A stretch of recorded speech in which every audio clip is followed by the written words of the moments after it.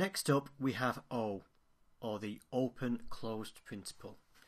This states that classes should be open for extension but closed for modification. Open to extension means that you should design your classes so that new functionality can be added as new requirements are generated. Closed for modification means that once you've developed a class, you should never have to modify it except to correct bugs. Now, these two principles may appear contradictory.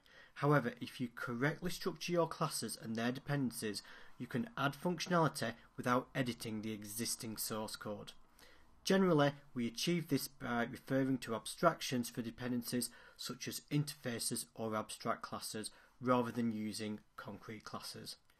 Such interfaces can be fixed once developed so that the classes that depend upon them can rely upon unchanging abstractions. Functionality can be added by creating new classes that implement the interface.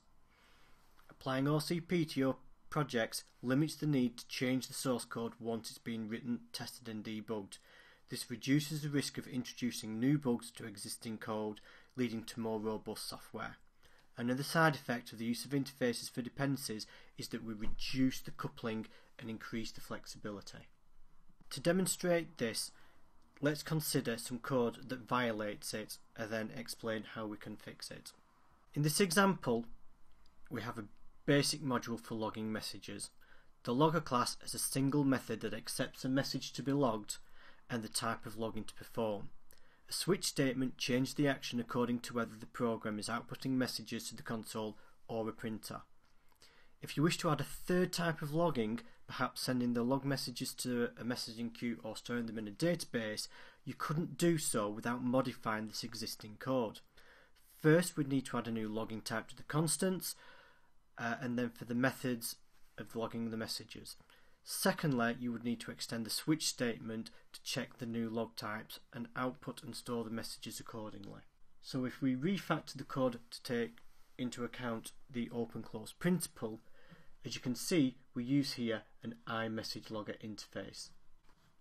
The iMessage logger interface simply defines one method, which is the log method. We can then create two separate concrete implementations of that iMessage logger. As you can see, we have a console logger that takes a string message and writes it to the console, and a printer logger that will output it to the printer. When we then come to use these loggers in our actual class, all we need to do is take in a logger and say messenger logger.log. As you can see, the actual implementation here is unaware of the kind that we are passing in, and therefore we can, if we need to create a new type of logger, all we need to do is create a new class that implements iMessage logger, performs the logging accordingly, and then we inject it into our class that is using the code.